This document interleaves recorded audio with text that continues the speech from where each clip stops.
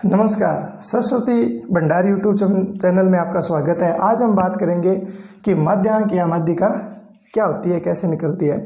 तो जब हमें आंकड़े दिए हों, सरल आंकड़े दिए हों, हमारे पास मैथ 10th में 3 प्रकार के आंकड़े आएंगे। एक तो सरल आंकड़े, एक अवर्गीकृत आंकड़े और एक वर्गीकृत आंकड़े।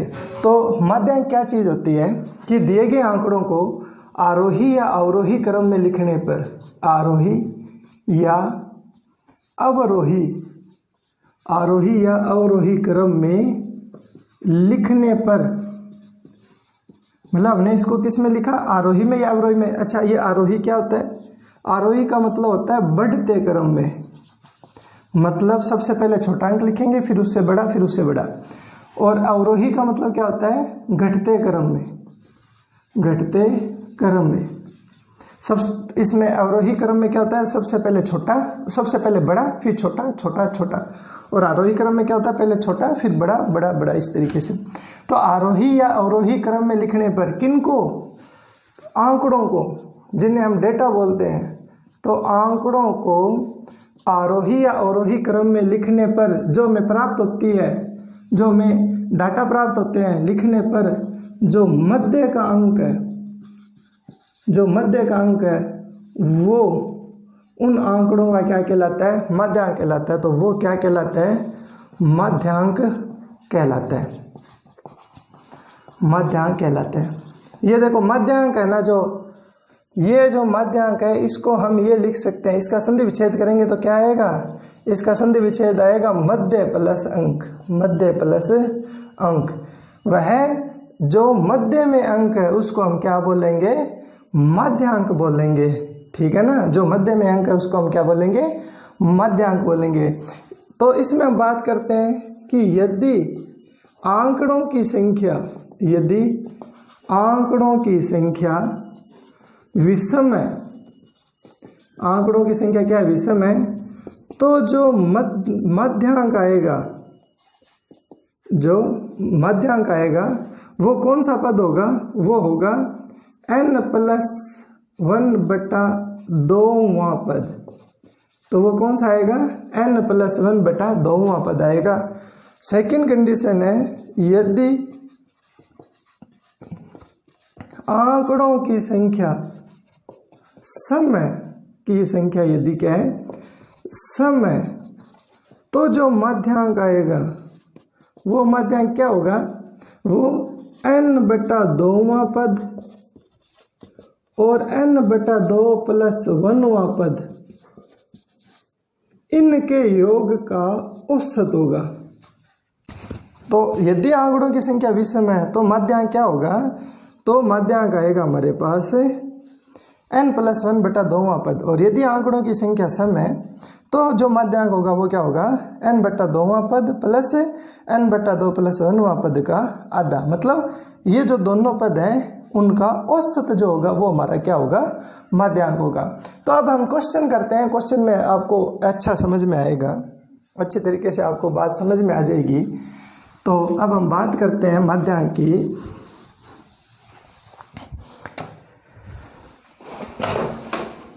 तो ये हमारी अब जो प्रश्नावली है वो है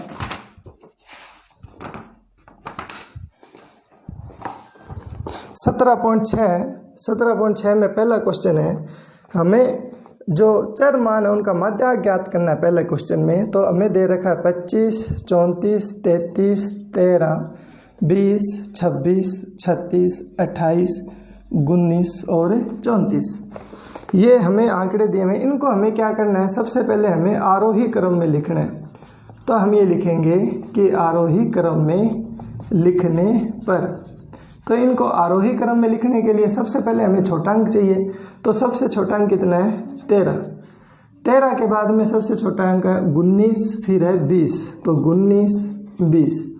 उसके बाद में आ जाएगा 20 के बाद में हो जाएगा 25, 25 के बाद में आ जाएगा 26, 26 के बाद में आएगा आपके पास 28, 28 के बाद में आ जाएगा 33, फिर आ जाएगा आपके पास 34। अब देखो 34, 34 दो बार आ रहा है तो आप यहाँ पे उसको 2 बार लिख दो, 34, 34, और लास्ट में रह गया 36। देखो सारे आगे क्या गिन लो इनको, 1 2 3 4 5 6 7 8 9 10, 1 2 3 4 5 6 7 8 9 10, तो 10 के 10 पूरे हो गए। तो यहाँ पर n का मान क्या है, आंकड़ों की संख्या कितनी है, सम है, तो हम ये कहेंगे कि n सम है। n क्या चीज़ है, सम है। तो जो मध्यांक आएगा उसका फॉर्मूला क्या हो जाएगा, n/2वां पद प्लस n/2 प्लस 1वां पद का औसत बटा 2। अब बताओ n की वैल्यू कितनी थी, n की वैल्यू थी आपके पास 10, तो यहाँ n की जगह 10 लिख देंगे, तो 10 में 2 का भाग जाएगा तो कितना पद आ जाएगा, 5वां पद। और यहाँ पर 5 प्लस 1 कितना हो जाएगा, 6वां पद, और बटा में कितना आ जाएगा, 2। अब 5वां पद देखो, ये प्रथम पद, द्वितीय पद, तृतीय पद, चतुर्थ, और ये क्या हो गया, पंचम। पंचम पद हो गया 26, और षष्ठम पद कितना हो गया, 28। इनको जोड़ लो, 8 और 6 14, 2 2 4 5, तो 54/2, और 54 में 2 का भाग लगेगा तो हमारे पास वैल्यू कितनी आ गई, 27। इसका मतलब हमारा जो मध्यांक है वो कितना हो जाएगा, 27 हो जाएगा। इसके बाद में नेक्स्ट बात करते हैं हमें एक मध्यांक और देना है, प्रश्न नंबर 2 है इसी का ही। यदि किसी ने ये सवाल नहीं लिख रखे हैं तो इनको आप साथ साथ में देखते जाओ वीडियो, और इनको साथ साथ में उतारते भी जाना इनको। प्रश्न नंबर 2 में हमें आंकड़े दिए हुए हैं 19, 25, 59, 48, 35, 31, 30, 32 और 51। इनको गिन लेना है, 1 2 3 4 5 6 7 8 9, 2 2 4 2 6 2 8 और 9। अब इनकी बात करते हैं कि इनका मध्यांक ज्ञात करना है, तो सबसे पहले हम इनको आरोही क्रम में लिखते हैं। तो देखो सबसे छोटी संख्या अपने पास कितनी है, 19। 19 के बाद में आ जाएगा आपके पास 25। 25 के बाद में आपके पास है 30, फिर है 31, फिर है 32, 31 32, फिर आपके पास है 35, फिर है 48, फिर है 51 और लास्ट में है 59। गिन लो इनको, 2 2 4 2 6 2 8 9, मतलब 9 हो गए हैं पूरे। इसका मतलब कोई भी पद हमारे पास, कोई भी डाटा हमसे छूट नहीं गया है, इसलिए एक बार गिन लेते हैं कन्फर्म के लिए। तो यहाँ पर n की वैल्यू कितनी है, 9, और n की वैल्यू 9 है, तो ये क्या हो जाएगा, विषम। अब ये विषम है तो मध्यांक ज्ञात करने के लिए मैंने आपको क्या फॉर्मूला बताया था, n+1/2वां पद। अब यहाँ पे n की संख्या कितनी है, 9 है ना, तो यहाँ लिख दो 9, 9 + 1/2वां पद। 9 रे कितना हो गया, 10, 10/2वां पद। 10 में 2 का भाग लगेगा तो कितना आ जाएगा, 5वां पद। और 5वें पद की वैल्यू कितनी है, 1 2 3 4 5, तो 5वां पद कितना हो जाएगा, 32। तो इसका उत्तर कितना आ जाएगा, 32 आ जाएगा। ठीक है। अब उसने इसी में एक क्वेश्चन और पूछा है, यदि 25 को 52 में बदल दिया जाए, ये जो 25 है इसको किस में बदल दिया जाए, 52 में बदल दिया जाए, तो इसका मध्यांक क्या होगा। तो यहाँ 52 हो जाएगा, तो यहाँ से 25 हट जाएगा। ठीक है। और यहाँ पर 51 के बाद में यहाँ क्या आ जाएगा, 52, और यहाँ आ जाएगा 59। इतना चेंज हो जाएगा। संख्या तो 9 ही रहनी है, विषम है तो सेम ही हो जाएगा क्वेश्चन, बस यहाँ पे 5वां पद बदल जाएगा। पहला पद ये, दूसरा, तीसरा, चौथा और 5वां। तो अब इसका जो मध्यांक है वो कितना हो जाएगा, 35 हो जाएगा। ठीक है बच्चों, तो इसका आंसर कितना आएगा, 35 आएगा। एक बहुत अच्छा क्वेश्चन है, उदाहरण नंबर 3 है, उसमें हमें क्या दे रखा है, आरोही क्रम में व्यवस्थित। जो हमें सवाल दिया है वो पहले से ही किस में व्यवस्थित है, पहले से ही हमको आरोही क्रम में व्यवस्थित दे रखा है। तो 8 है, ये अपना उदाहरण नंबर 3 है। 8, 11, 12, 16, 16 + x, 20, 25 और 30, ये पहले से ही आरोही क्रम में व्यवस्थित है। तो हमें, और इसने हमें एक बात और भी कही है कि यदि मध्यांक है 18 तो x का मान ज्ञात करो। हमें इस x का मान ज्ञात करना है, और मध्यांक इसका कितना दे रखा है, 18 दे रखा है। तो यहाँ पर n का मान कितना है, देखो 2 2 4 2 6 2 8 है, तो n की वैल्यू है 8 और ये 8 क्या है, सम है। और जब ये सम होती है तो मध्यांक ज्ञात करने का फॉर्मूला क्या बताया था तुम्हें, n/2वां पद n/2 + 1वां पद का औसत, ये बताया था फॉर्मूला। यहाँ n की वैल्यू कितनी, 8 में 2 का भाग लगेगा तो कितना आ जाएगा, 4वां पद, और 4 में 1 जुड़ेगा तो ये कितना हो जाएगा, 5वां पद, बटा में कितना आ जाएगा, 2। सरल कर लो। चौथा पद कितना है, प्रथम द्वितीय तृतीय चतुर्थ पद है 16, और 5वां पद कितना है, 16 + x, बटा में कितना हो जाएगा, 2। अब मध्यांक है जो है वो हमें दे रखा है कि इसका जो मध्यांक है वो मध्यांक कितना है, 18 है। तो यहाँ पर कितना लिख दो, 18। अब इसको सरल करके उत्तर निकालना है तो 18, 16 में 16 जुड़े 32 + x बटा 2, इसके बटा में 1 करके क्या करो, बजट गुणा कर दो। 32 + x को 1 से गुणा होगा तो ये आ जाएगा, और 18 को 2 से गुणा करेंगे तो ये हो जाएगा 36। 36 प्लस का 32 उधर जाएगा तो माइनस का 32, तो इसका वैल्यू कितनी आ जाएगी, x की वैल्यू 4। इसका मतलब x का मान हमारे पास कितना आ जाएगा, 4 आ जाएगा। ठीक है बच्चों, तो ये आप इसकी सहायता से ये आप कर लेना। ठीक है, इसके बाद में हम जो बात करते हैं वो है कि जब हमें अवर्गीकृत आंकड़े दिए हों, अवर्गीकृत आंकड़े दिए हों, तो अवर्गीकृत आंकड़ों की सहायता से माध्यिका या मध्य अंक ज्ञात करना। हमें क्या करना है, जब अवर्गीकृत आंकड़े दिए हों उनकी सहायता से हमें क्या करना है, मध्यांक ज्ञात करना है। तो बात आती है 17.6 का जो क्वेश्चन नंबर 3 है। हमें प्राप्तांक दे रखे हैं और विद्यार्थियों की संख्या दे रखी है, विद्यार्थियों की जो संख्या वो दे रखी है। तो अब हम इसको देखो थोड़ा सरल करते हैं। जैसे हमने लिखा, हमें एक बार संख्या दे रखी है 15, 20, 25, 30, 35, 40, 45 और 50, ये हमें संख्या दे रखी है। और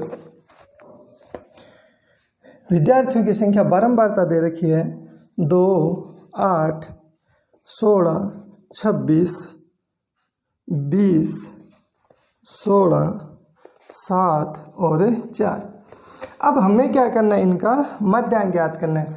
तो जब हमें अवर्गीकृत आंकड़े दिए हों तो उस समय मध्यांक ज्ञात करने के लिए हमें क्या करनी है, एक CF की वैल्यू निकालनी है। इस CF को हिंदी में बोलते हैं संचयी बारंबारता। इसको हिंदी में क्या बोलते हैं, संचयी बारंबारता। इंग्लिश में बोलते हैं इसको क्युमुलेटिव फ्रीक्वेंसी।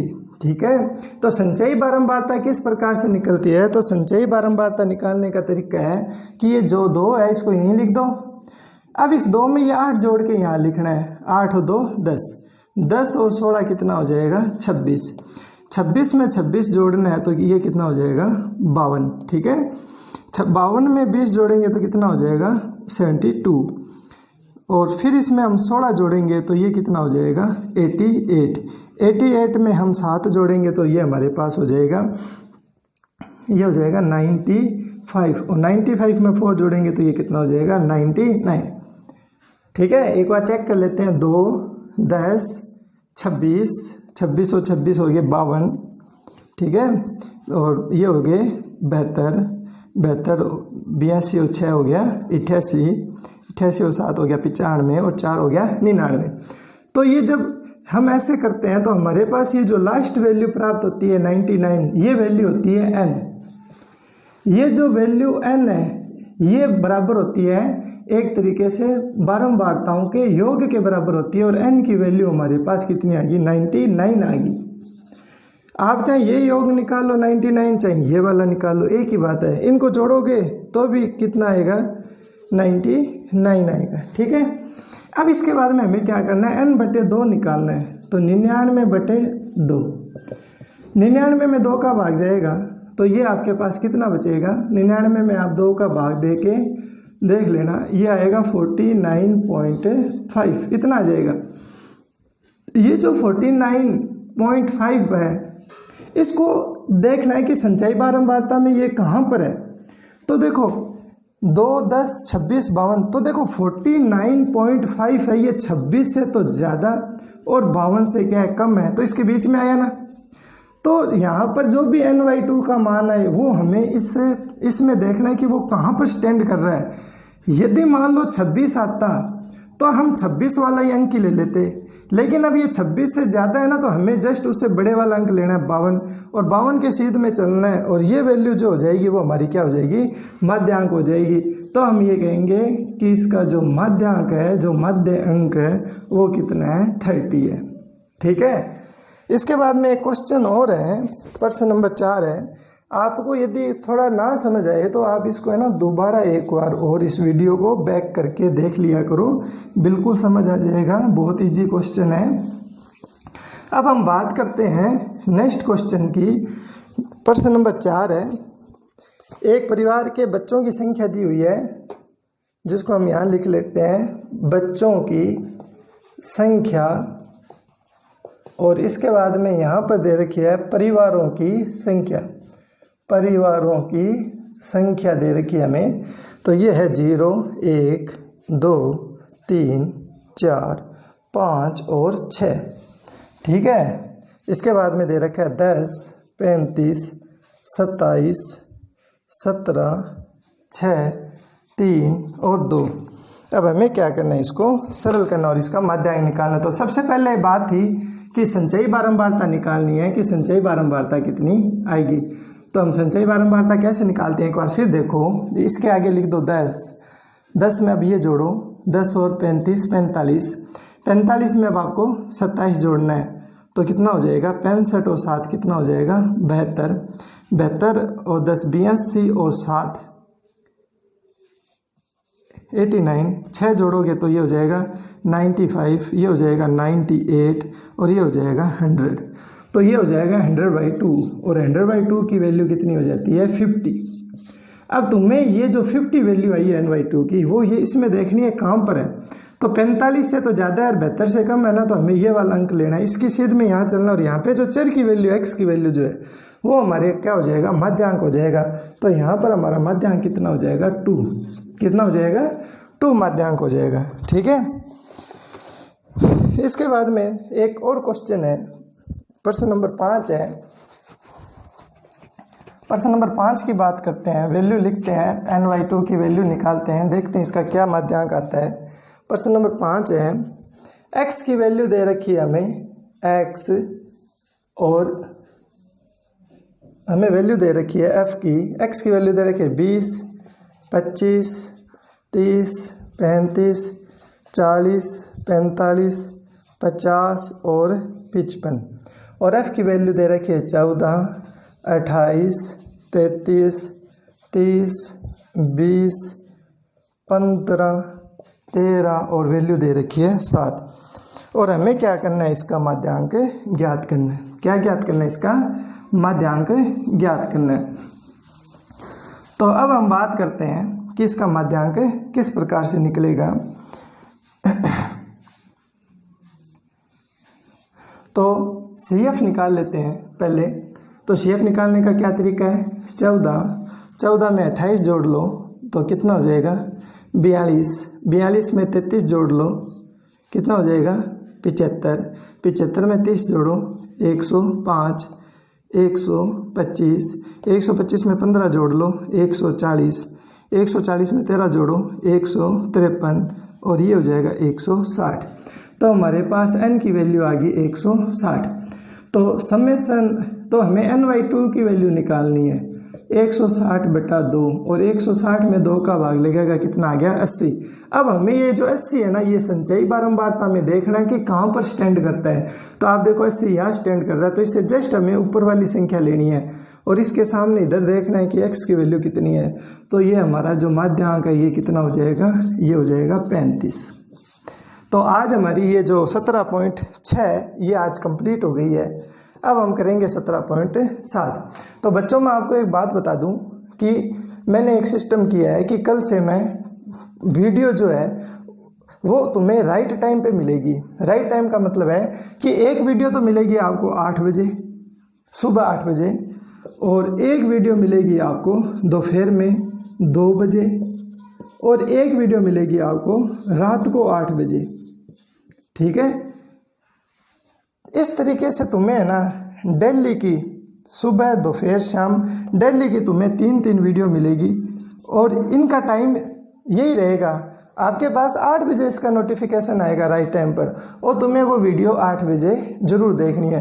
तो आपके पास टाइम फिक्स हो जाएगा कि हाँ सर ने आज 8 बज गए हैं, सर ने वीडियो अपलोड कर दी है, तो हम ज़रूर देखें। तो आपके पास 10वीं की मैथ की जो वीडियो आएगी, 3 वीडियो आएगी एक दिन में, वो तीनों एक 8 बजे, एक 2 बजे और एक शाम को 8 बजे, और इनको आपको ज़रूर देखना है, तैयारी करनी है। ठीक है, तो धन्यवाद। और यदि सही आए तो इसको आप बच्चों के साथ, स्टूडेंट के साथ आप शेयर करें। धन्यवाद।